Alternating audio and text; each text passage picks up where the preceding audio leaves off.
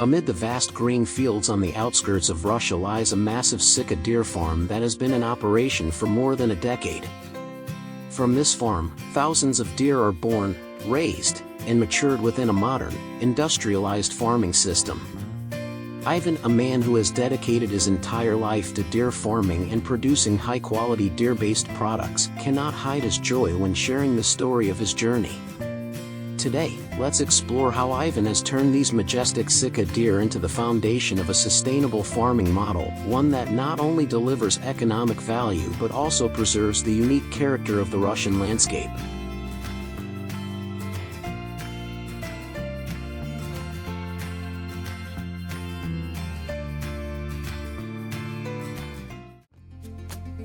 Visiting Ivan's farm during the deer mating season, we accidentally stumbled upon a breathtaking yet intense scene: deer with towering antlers locking in fierce combat, battling for territory and mates.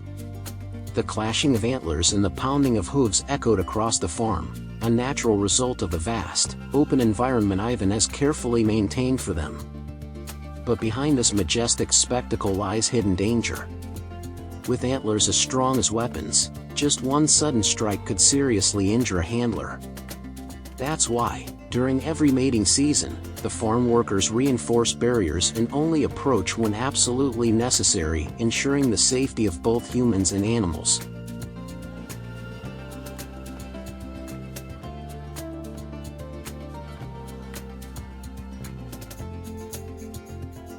Stretching across hundreds of hectares of pasture, Ivan's sika deer farm is surrounded by sturdy fencing while still offering the animals plenty of space to roam, graze, and drink freely. Semi-industrial barns stand nearby, equipped with automatic feeding systems that provide grains and minerals to support healthy growth.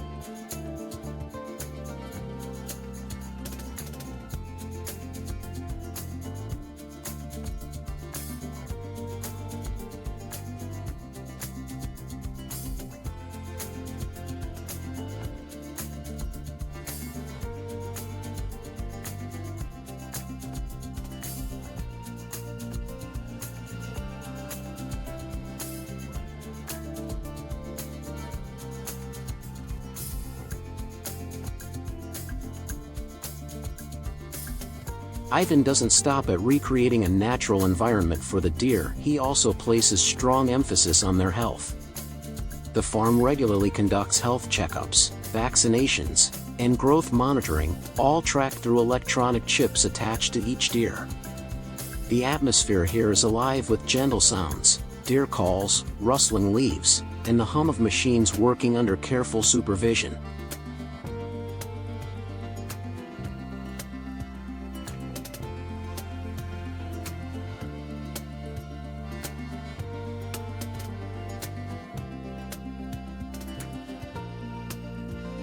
When asked about the farm's most unique activity, Ivan proudly points to velvet antler harvesting. In February and March, the prime season deer with antlers of the right length and size are carefully selected for harvest. The deer are given short anesthesia to minimize pain, and then trained staff use medical tools to gently remove the velvet within minutes. Immediately afterward, the wound is disinfected and bandaged to ensure fast recovery. The antlers are sent straight to processing, cleaned, dried, and transformed into powder or capsules. Velvet antlers are considered a precious medicinal product, believed to offer significant health benefits. Depending on type and quality, 1 kilogram can sell for anywhere from several hundred to thousands of dollars. Today, Ivan's velvet antlers are exported across Asia and Europe, becoming one of the farm's key revenue sources.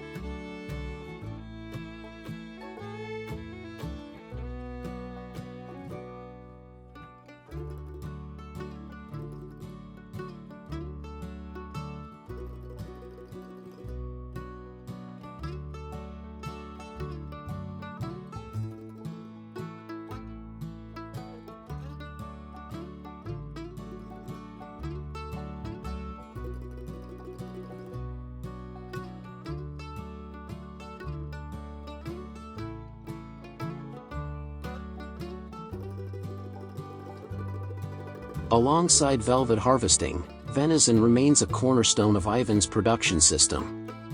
Once deer reach the age of 6 or 7, they are transported by truck to the farm's closed-loop processing facility. Their automated machines handle everything: stunning, dehairing with high-speed rotating systems, cutting, cleaning, and separating meat. Finally, the venison is vacuum-packed and stored in cold rooms. Ivan's processing plant can package venison in many forms, from fresh cuts and minced meat to premium sausages. Meanwhile, velvet antlers undergo strict quality control before being sealed in luxury packaging, ready to supply supermarkets, high-end restaurants, and pharmaceutical companies both domestically and abroad.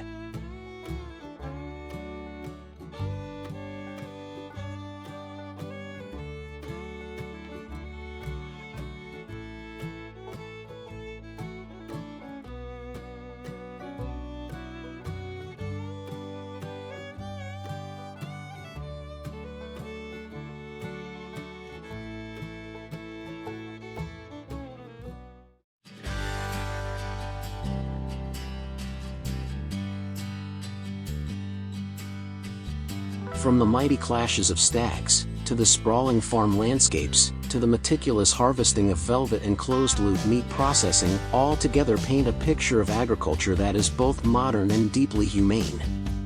Ivan's giant sika deer farm is not just about output or profit. It represents a major step forward in modern animal husbandry, respecting nature, protecting animals, and responsibly harnessing their value.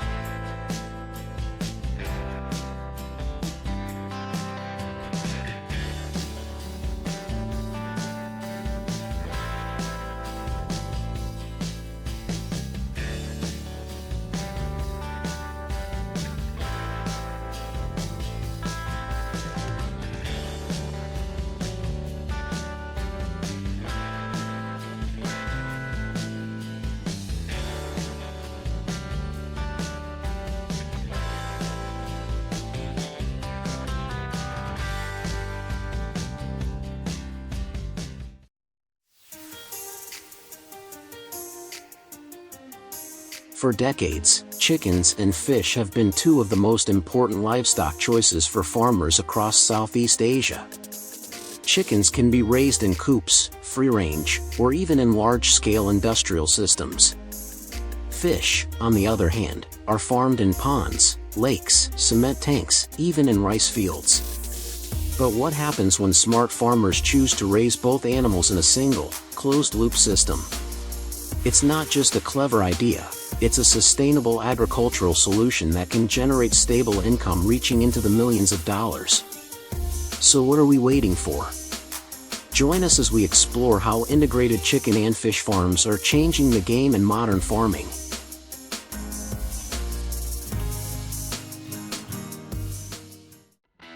With their easy care, fast growth, and low initial investment, chickens are among the most commonly raised livestock in Southeast Asia. From free-range chickens and meat hybrids to commercial egg layers, each breed has its own advantages. Chickens are omnivores and can thrive on green vegetables, rice bran, and natural insects, making them ideal for semi-free-range farming, especially when paired with fish ponds. They not only provide eggs, a steady source of daily income, but also bring high profits when sold for meat after just 2 to 3 months of raising.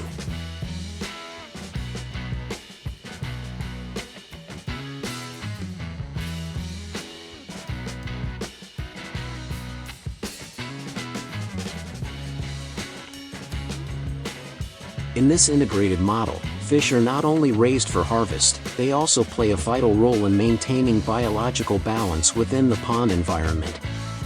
While chickens grow on land, Fish make use of the water surface, a space that is often underutilized or left empty in many rural households. Commonly chosen species for this system include tilapia, grass carp, common carp, and catfish. These are omnivorous fish that grow quickly, are easy to raise, resistant to disease, and especially well suited to pond water enriched with natural fertilizer from chicken waste. Chicken droppings that fall into the pond become a rich source of nutrients for algae, plankton, and various microorganisms. Fish feed on these organisms or directly consume the decomposed waste, reducing feed costs by up to 50–60% throughout their growth cycle.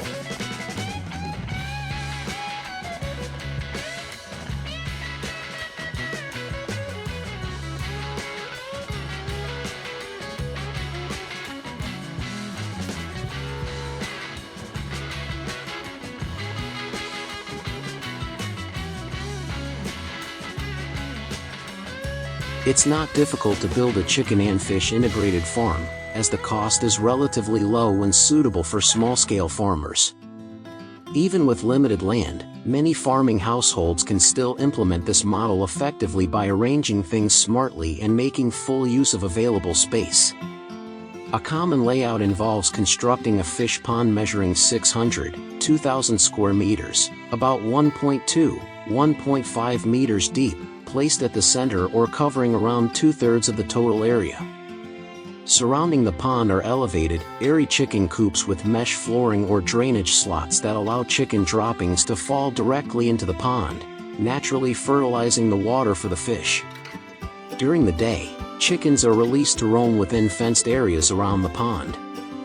This allows them to move freely while preventing them from wandering off or being attacked by wild animals. At night, they are brought back into the coop to rest and ensure safety.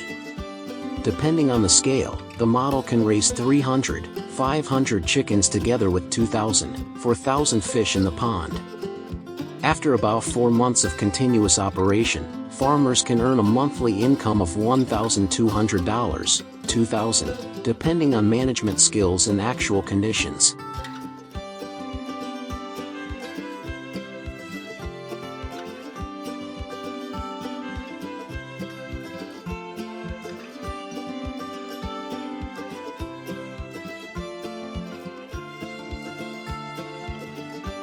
Not only does the chicken and fish integrated model diversify income through meat, eggs, and fish, it also delivers significant indirect benefits, enhancing the overall economic efficiency for small-scale farmers.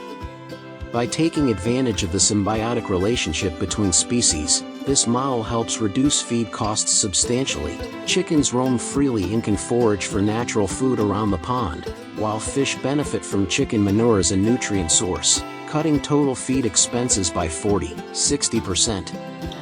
At the same time, the chicken droppings enrich the water environment, boosting fish productivity through improved nutrient levels.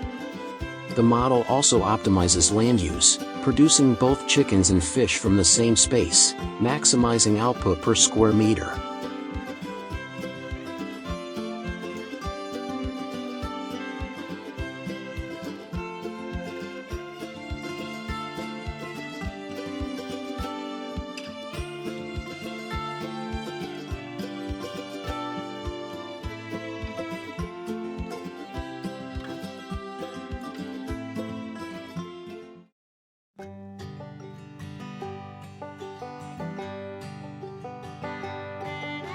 According to one farm owner in Southeast Asia, the system allows for up to 4 chicken cycles and 2 fish harvests per year, generating an estimated annual income of $25,000 to $30,000, with an initial investment of just $2,000, $3,000. This stands as clear proof of how effective and sustainable this model can be for smallholder farmers.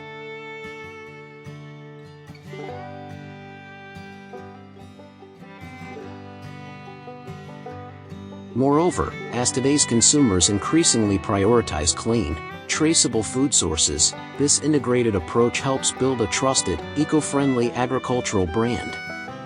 It also raises product value and makes it easier to connect with modern distribution channels like supermarkets and organic food stores.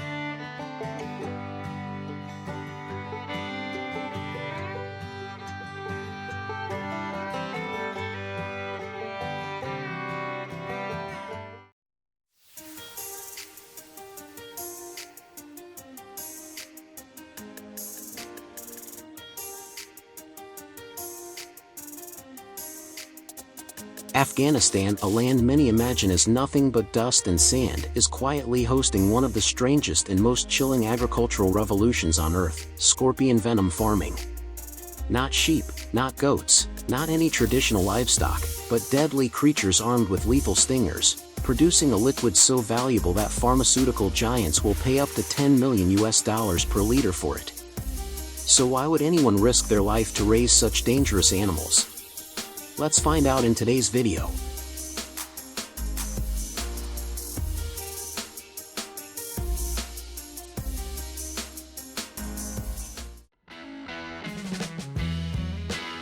In a country ravaged by war, punished by harsh climates, and with traditional farming on the brink of collapse, people have been forced to look for alternatives that almost no one else dares to try: raising scorpions.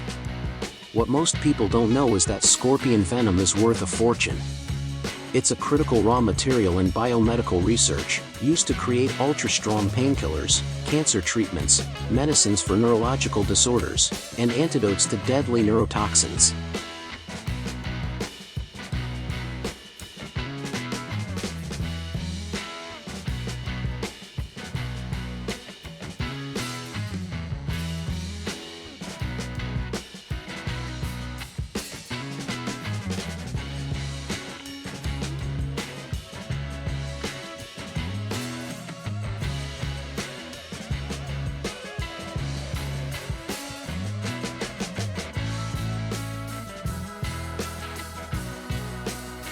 That's why, on the global pharmaceutical market, 1 liter of venom from the Androctonus australis scorpion can fetch over $10 million, a price unheard of for any agricultural product.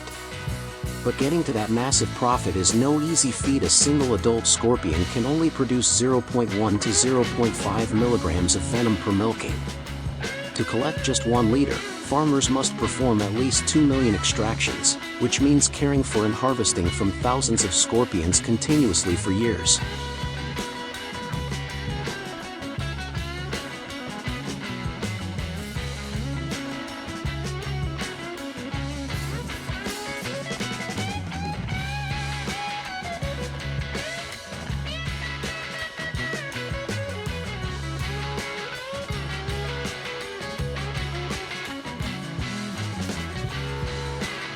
So, what's special about raising these creatures?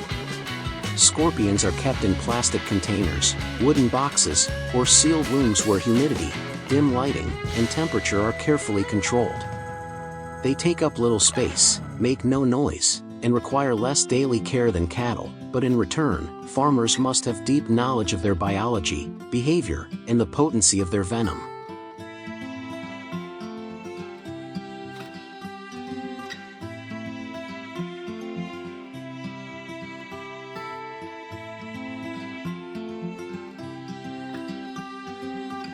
Their diet is unique: live insects such as crickets, cockroaches, and sometimes mealworms. This keeps them healthy, boosts venom quality, and reduces cannibalism. But every feeding is high risk. A single mistake could mean a sting from your own source of income.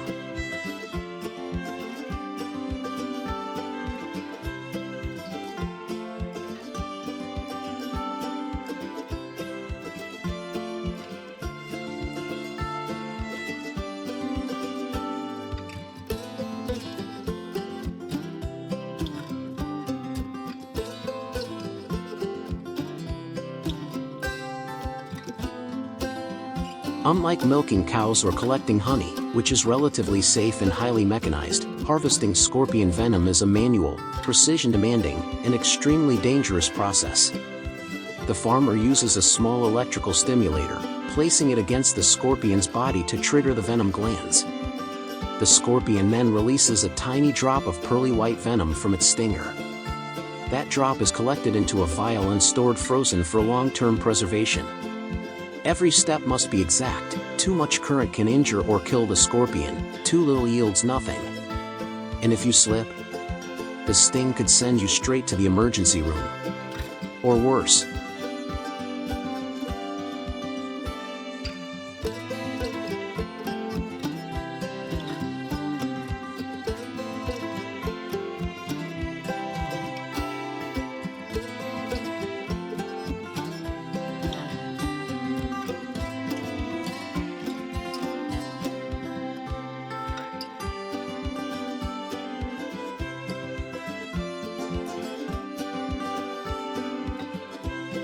As you might guess, scorpions are virtually undomesticated. They are born hunters with powerful defensive instincts and no fear of humans. When threatened, they strike. Species like Androctonus crassicauda and Liurus quinquestriatus can kill with a single sting if untreated.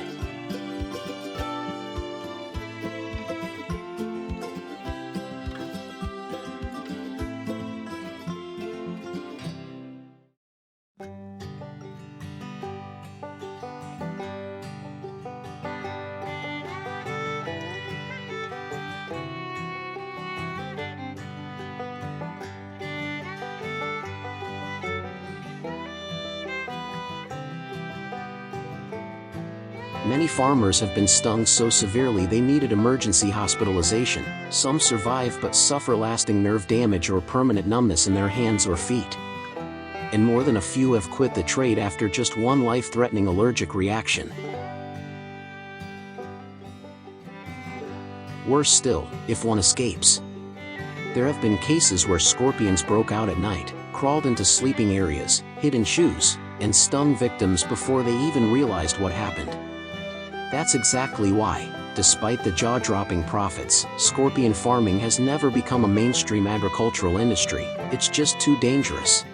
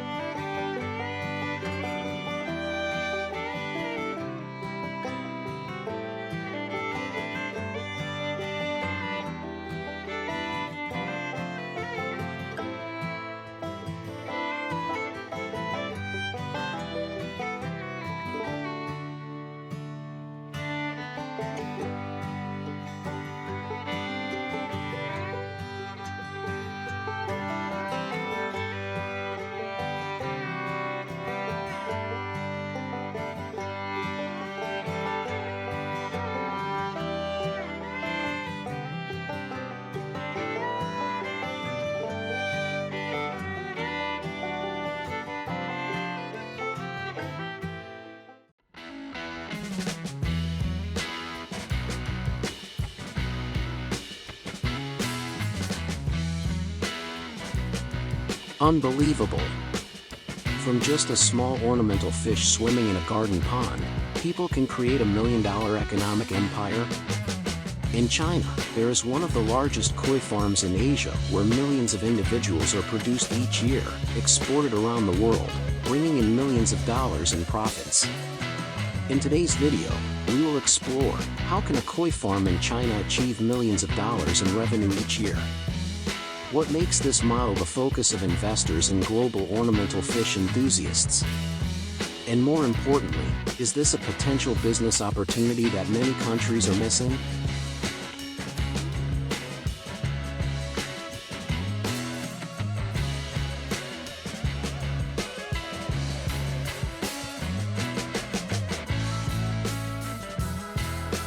Before coming to the Chinese koi tycoon, we need to understand more about this fish. Koi fish, or nishikigoi, originally from Japan, are symbols of good luck, wealth, and vitality. They are not just living creatures, but works of art swimming in the water. A high-quality koi can be sold for thousands to hundreds of thousands of dollars, with some even reaching $1.8 million in international auctions. Since 2010, when the Chinese wealthy began to seek out this elegant and peaceful hobby, koi fish quickly became the top choice. And that is when domestic farms began to rise.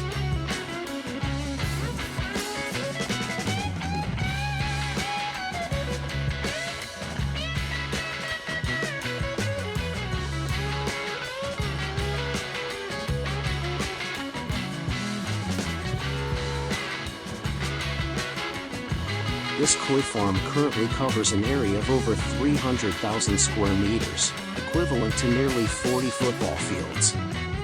Here, people not only raise fish, but also establish a closed ecological system, integrating from breed research, egg incubation, care, selection, to export and serving high-end customers. The system includes hundreds of specialized ponds, classified by age, fish line, quality level, and commercial purposes.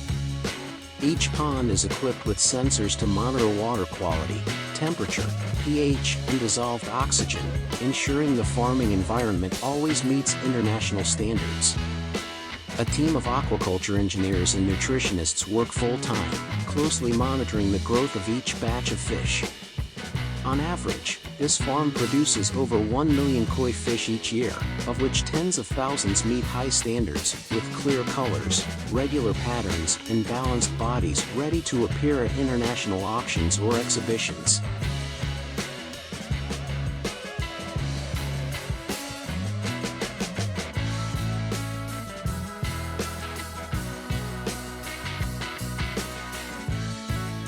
Unlike conventional ornamental fish, koi fish require an extremely strict care process. From the incubation stage, the young fish are raised in specially controlled water to avoid bacterial infections and skin and scale diseases. Experts conduct strict selection, eliminating more than 90% of substandard fish early on to focus resources on elite individuals. Koi fish food is also an art. Each age and each fish line will have its own portion, mixed from animal protein, spirulina algae, imported minerals, and supplemented with digestive enzymes to optimize the absorption process. In addition, the light and color of the pond are also adjusted periodically to increase the brilliance and contrast of the patterns on the fish's body. In particular, the pond water is continuously filtered through 6 to 8 layers, clean enough to meet domestic water standards. Feeding, water changes, and environmental control are automated up to 90%, helping to reduce risks and increase production efficiency.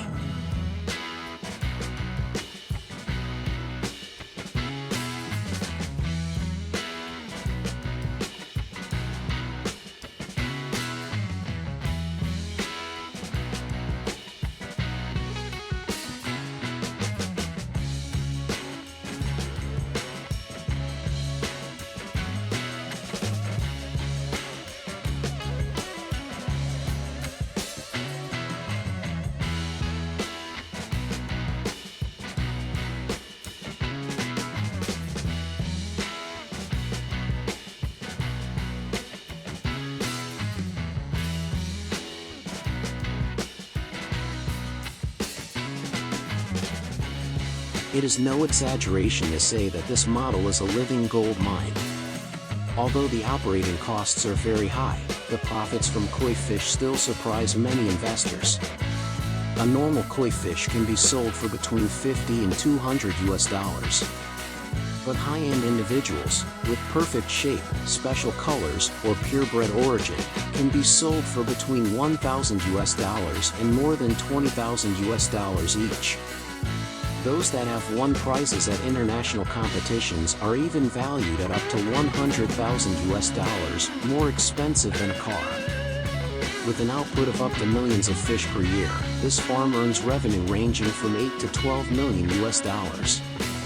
Not only does this model sell fish, it also expands to additional services such as designing fish ponds, providing filtration equipment, selling specialized food, organizing online koi auctions, creating a closed value chain, generating continuous profits.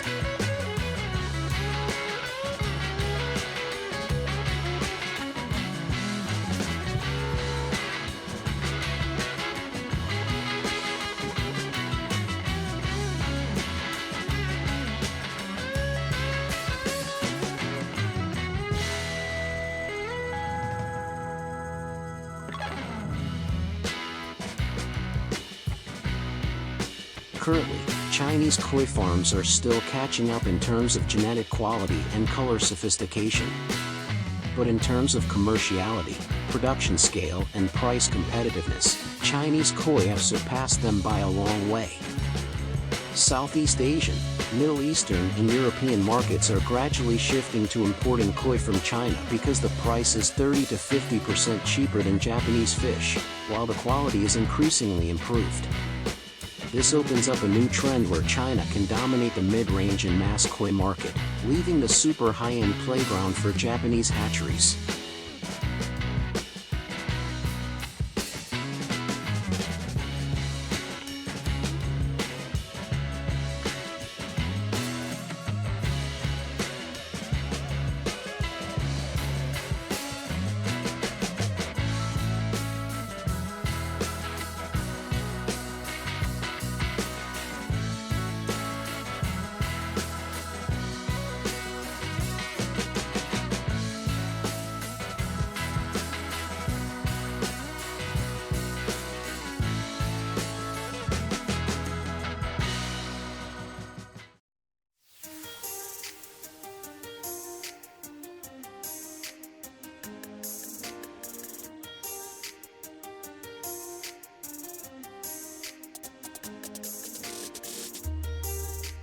In today's world, where food safety is a top concern, clean and quality eggs have become a major priority for shoppers. But did you know that every clean egg on the shelf has gone through a highly strict and controlled production process? Today, let's take a behind-the-scenes tour of a clean egg production facility to see how it all works.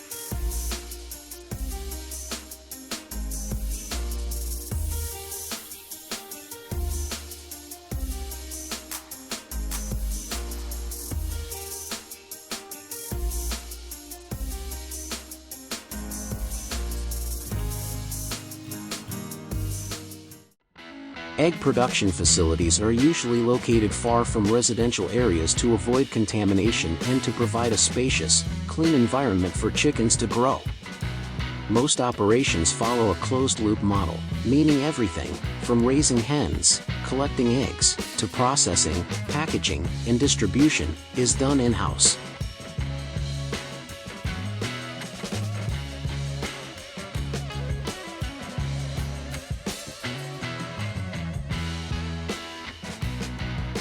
The facility is divided into clearly separated zones: areas for baby chicks, for laying hens, egg processing zones, cold storage, packing areas, and warehouses. Each area is carefully designed to suit the specific needs of the chickens. For example, chicks require warm temperatures and special care to grow healthy, while laying hens need open, well-ventilated spaces to lay eggs consistently.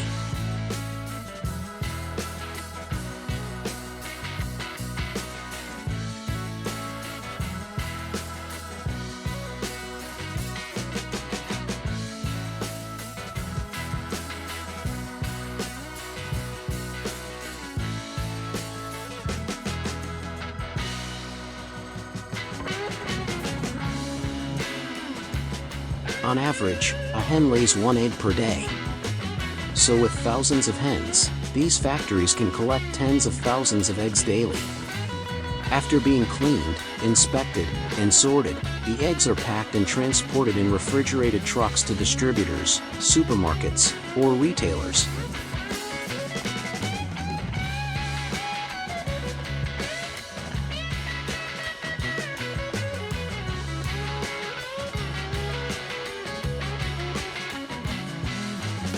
Because of the need for high volume and high standard production, almost every step is automated and streamlined. For example, automated feeding and watering systems with smart sensors deliver precise amounts of food and water depending on each hen's growth stage. Egg collection systems automatically guide the eggs through a chute toward the processing area right after they're laid. Egg cleaning systems use light water sprays and UV light to remove dirt, shell particles, and kill bacteria. Egg coding machines label each egg with a traceable code for origin and batch tracking. Some factories even use automated coop cleaners, like washing robots, to clean feeding areas and keep hygiene standards high.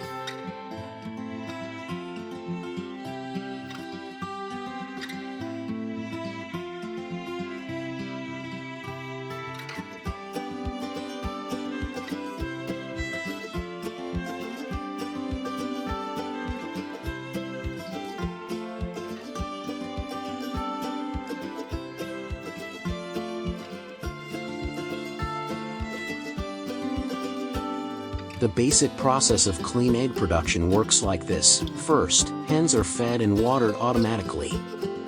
After they lay eggs, the eggs roll gently into collection trays. From there, eggs are moved to the processing zone, where they are washed, and cracked or misshapen eggs are removed. Then comes sorting, followed by packaging. Every step is part of a seamless system, supervised by staff to ensure consistent quality in every egg.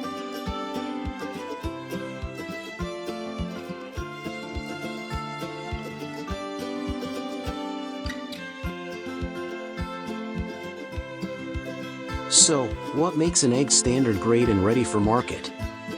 A qualified egg must have a clean, unbroken shell around, vibrant yolk thick, jelly-like white, be stored at a temperature of 15 degrees Celsius. Once eggs pass this rigorous inspection, they're tagged with traceability labels and sent to market, safe, nutritious, and ready for consumer trust.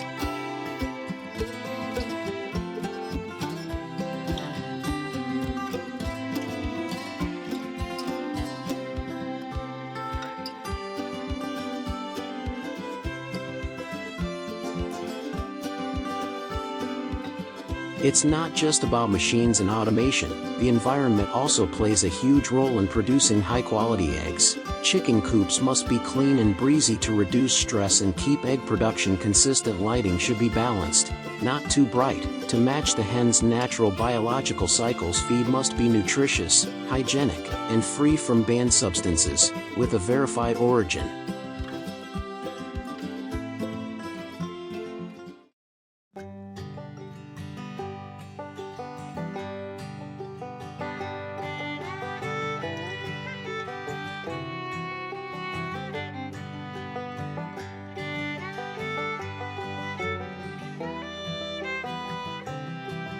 Today, clean eggs aren't just a staple at local markets, they're also exported internationally. These eggs aren't just a nutritious food source, they also represent high economic value, offering steady income for thousands of farms every year.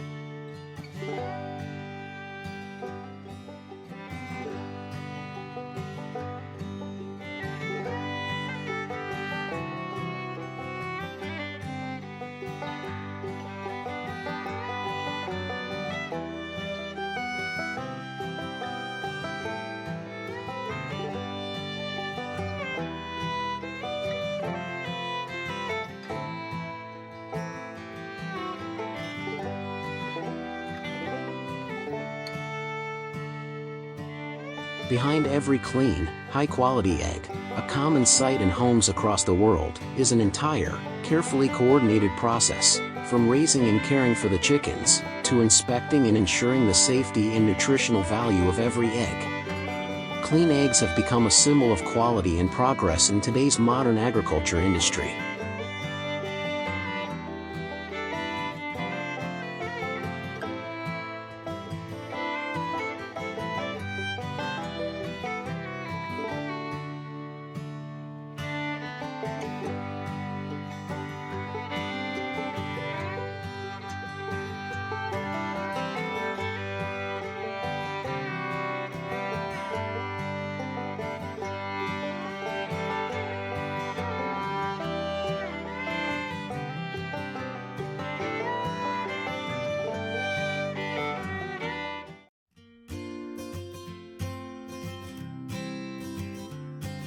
Under the scorching heat of up to 50 degrees Celsius in the Middle East, herds of camels march proudly against the desert winds, their silhouettes blending into clouds of golden sand. They are not just the so-called ships of the desert. Here, camels are also known as white and red gold, because camel milk and meat form a supply chain more valuable to local life than beef or goat. The biggest question people ask is, how can modern camel farms transform an animal once seen only as a nomadic companion into the centerpiece of a multi-million-dollar industry? Let's explore the answer in today's video.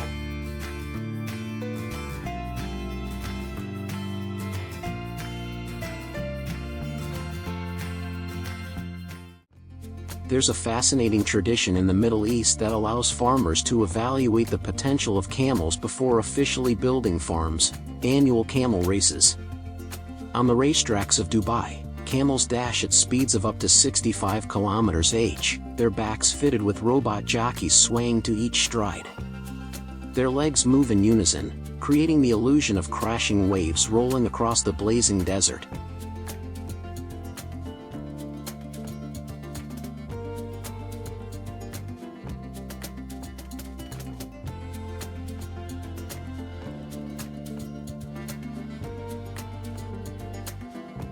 When a camel breaks away in the final stretch and wins, investors can clearly see the economic and physical value of these animals, once thought to be slow and gentle, but in fact, powerful and full of potential. These annual races not only reinforce the role of camels in production but also generate significant economic and tourism value for the region.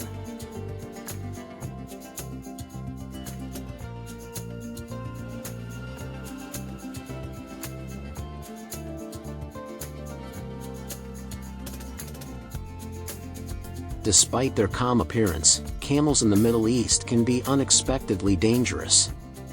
A single kick can break bones, a headbutt can knock down an adult. During mating season, males become aggressive, ready to attack anyone who enters their territory. That's why farmers must always stay alert, build sturdy enclosures, and undergo proper training to avoid accidents.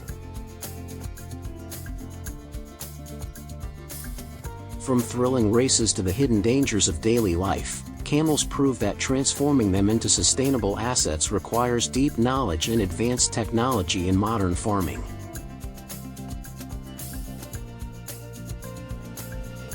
From the racetrack to the farm, camels receive meticulous care under strict breeding standards. In areas like Abu Dhabi and Qatar, dozens of farms now raise hundreds to thousands of camels each. Some farms span hundreds of hectares, providing fully closed-loop environments for camel breeding and production. Camels are no longer just desert transport, they are now part of a large-scale industrial supply chain for both milk and meat. Each camel is implanted with an electronic chip under the skin to track health, vaccination schedules, milk yield, and genetic lineage. All data is transmitted in real time to a central management system, allowing farmers to monitor and control the herd efficiently. Alongside modern technology, farm owners in Abu Dhabi and Qatar also improve facilities and living spaces for camels, spacious grazing areas, shaded roofs, cooling fans and misting systems in summer, and windproof shelters in winter. Water troughs and feed rations, from hay and grains to agricultural byproducts, are carefully checked for quality to keep the camels healthy. Importantly, strict rules are followed: no growth hormones, minimal antibiotics, ensuring pure milk and meat that meet international standards. With 24/7 supervision, regular vaccinations, and immediate treatment of any symptoms, camels here are guaranteed to grow healthy and strong.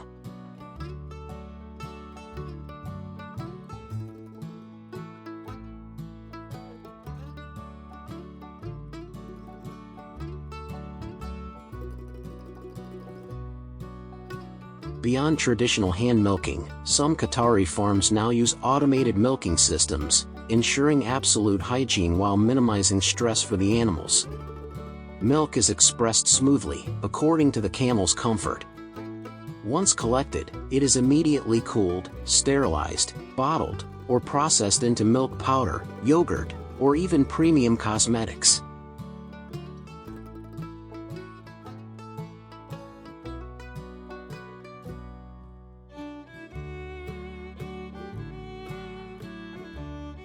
On average, a female camel produces 5-7 liters of milk daily. This white gold of the desert is exceptionally nutritious yet light, low in fat, low in lactose, rich in vitamin C, minerals, and insulin-like proteins compared to cow or goat milk. Camel milk aids digestion, boosts immunity, and is particularly beneficial for diabetics or those allergic to cow's milk. Its commercial value skyrockets when exported to Europe, the US, or Japan, fetching many times the price of cow's milk, fully deserving its prestigious title.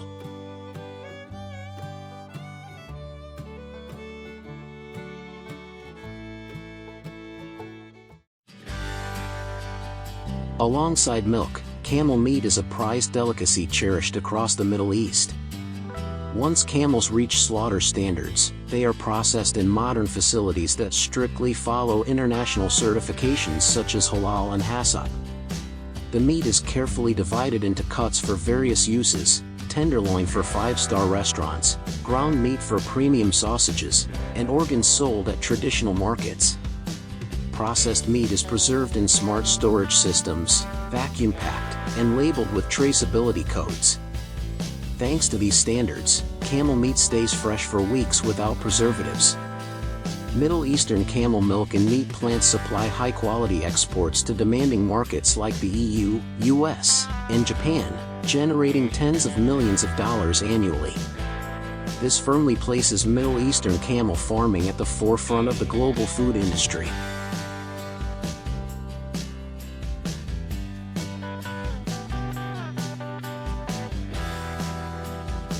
From the harsh desert to luxurious banquet tables, the journey of camel farming and production is clear proof of technological power and the wisdom of Middle Eastern farmers. This is a resource of immense potential, set to thrive in a new era where healthy nutrition is valued above all. So, what do you think about the value and potential of camels compared to other livestock in the global food industry of the future? Share your thoughts below, and don't forget to like, share, and subscribe to keep discovering more fascinating secrets from the modern industrial world in our next videos.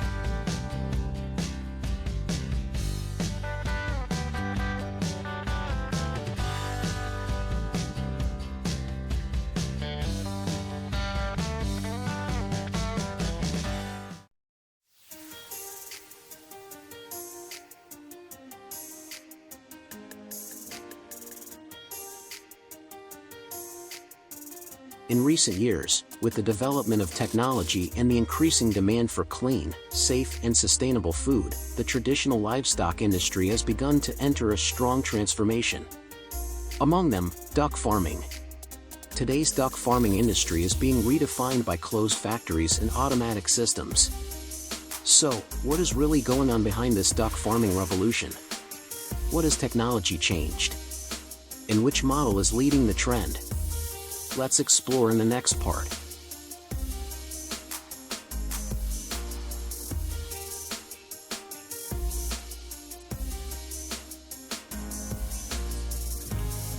Ducks are one of the most important poultry species in Asia, especially for egg production. In countries such as China, Thailand, and Indonesia, duck eggs, especially salted duck eggs or century eggs, are not only an ingredient in traditional cuisine but also a valuable export item.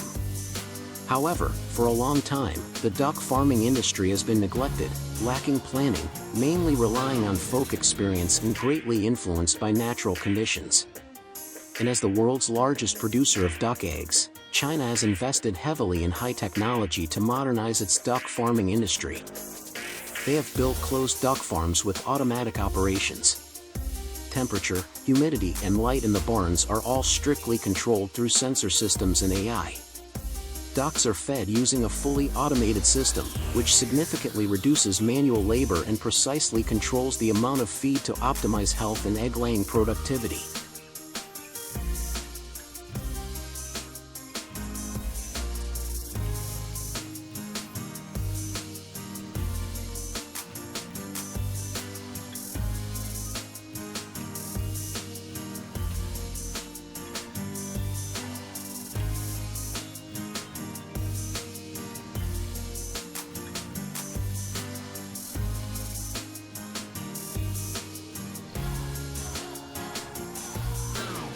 Many farms are now using artificial intelligence and big data to monitor the health and behavior of individual ducks. Each duck can be microchipped or monitored by an AI camera, which collects data on egg production, diet, activity levels, and abnormalities. The system automatically issues alerts when signs of illness or reduced productivity are detected, helping the farm owner take timely action. This real-time data-driven duck flock management model not only optimizes productivity but also reduces the risk of disease spreading, one of the biggest problems in modern farming.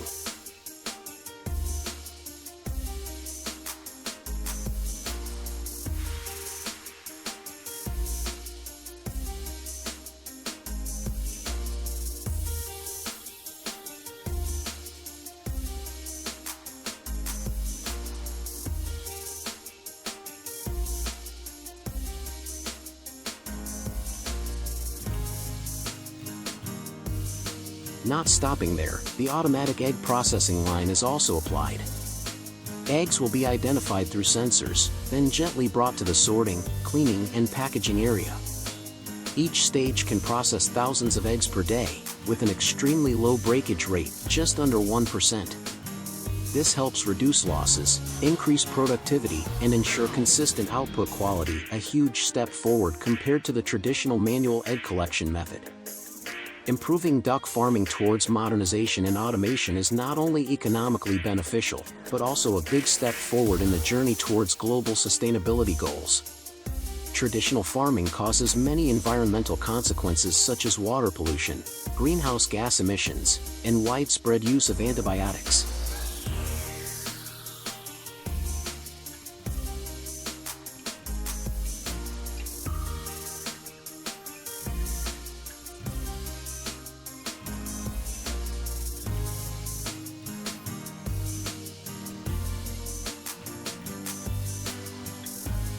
From another perspective, while China is leading the way in closed-loop duck farming technology, Southeast Asian countries are moving towards developing large-scale free-range duck farming models, combining tradition and technology.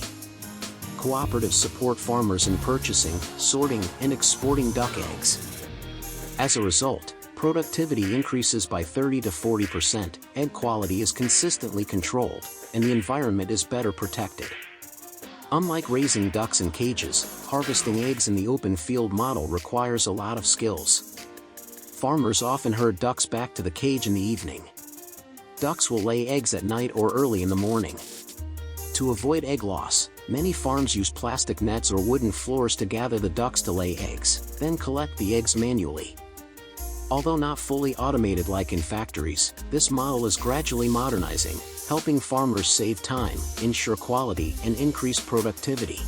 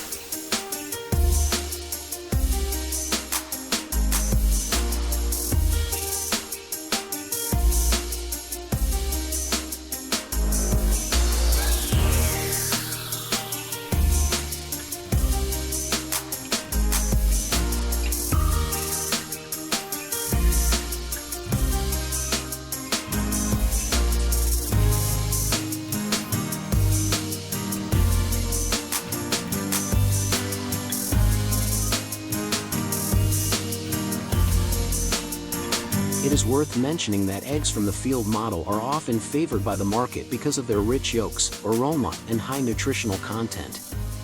This is a significant competitive advantage in the context of consumers increasingly interested in clean, naturally sourced foods. Revolutionizing duck farming does not mean abolishing traditional methods, but upgrading and adapting to the new era. Technology helps farmers reduce burdens, optimize costs, and expand markets. At the same time, it also helps consumers feel more secure with each egg they put in their daily meals.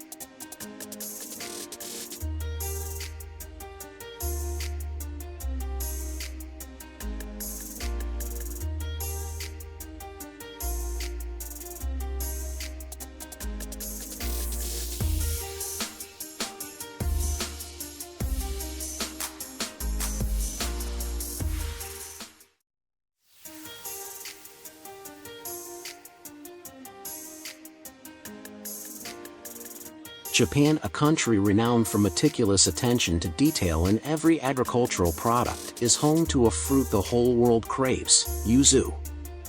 Though its appearance is not particularly striking, yuzu is one of the most expensive ingredients because of the enormous economic value it brings. So, what makes this fruit so incredibly expensive? Why can Japan export yuzu to many countries, yet the US cannot officially import it? And what's so special about the way Japanese farmers cultivate, harvest, and process their yuzu? Let's find out right now.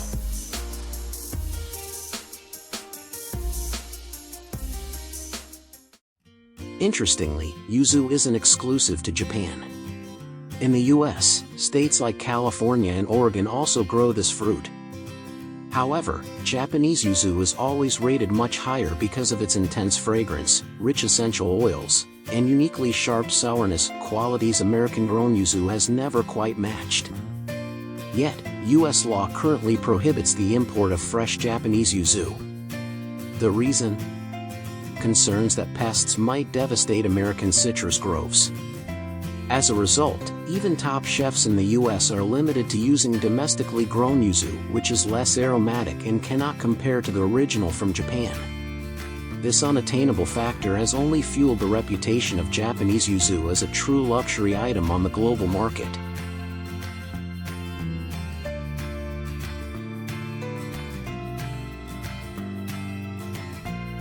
To produce such a precious fruit, Japanese farmers put in tremendous effort. A yuzu tree can take 10 to 15 years to bear fruit if grown from seed, or about 4 to 5 years if grafted.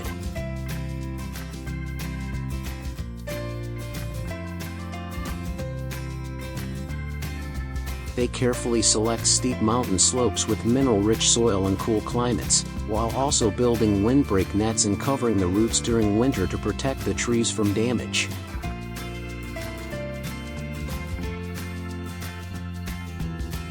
Unlike most fruits, the Japanese don't focus too much on yuzu's outer appearance. Its true value lies in its thick, bumpy peel packed with essential oils and a powerful aroma. A single hectare can yield 8 to 12 tons of yuzu annually, but quality always takes precedence over quantity.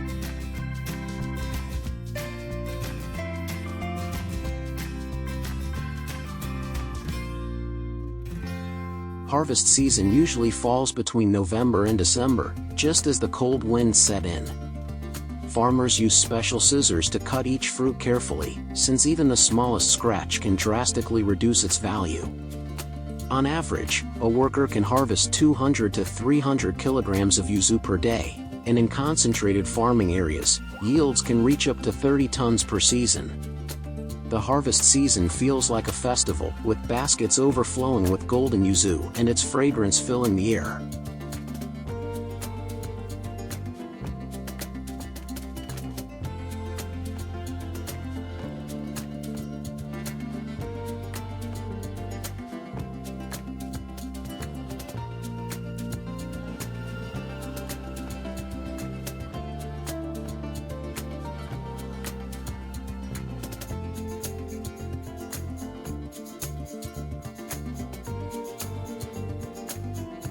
After harvesting, yuzu goes through numerous processing steps that elevate it from a fruit into a cultural icon.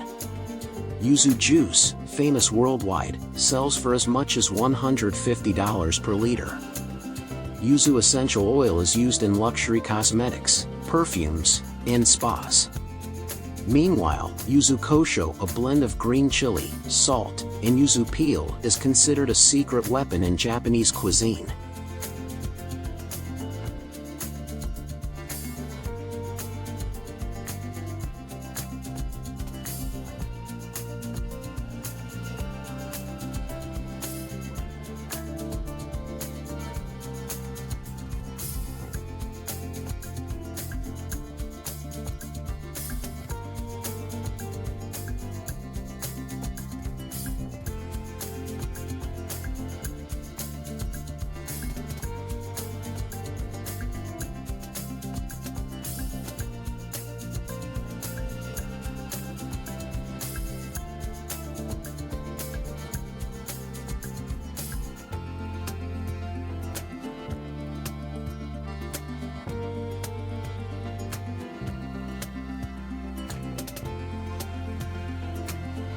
But it doesn't stop there. Yuzu finds its way into udon noodles, hot pot broths, pastries, and even high-end cocktails across Europe.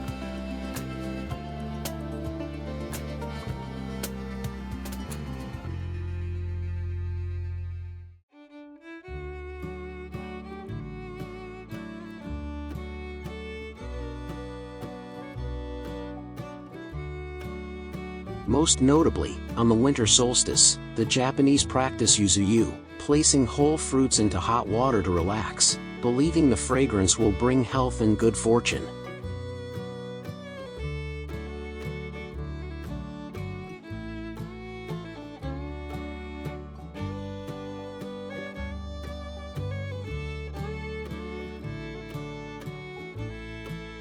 Looking at the figure of 30 tons of yuzu harvested annually, one might think this is a large yield. But compared to the massive global demand, it's just a drop in the ocean.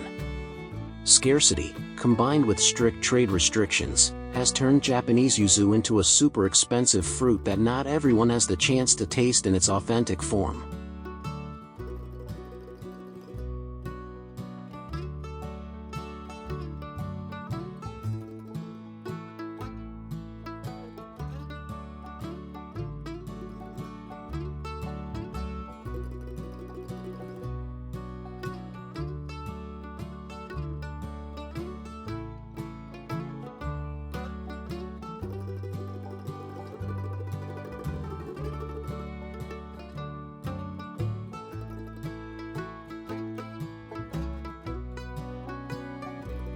Clearly, the value of yuzu lies not only in the fruit itself but also in the agricultural philosophy of the Japanese: patience, meticulous care, and pride in their traditional food culture.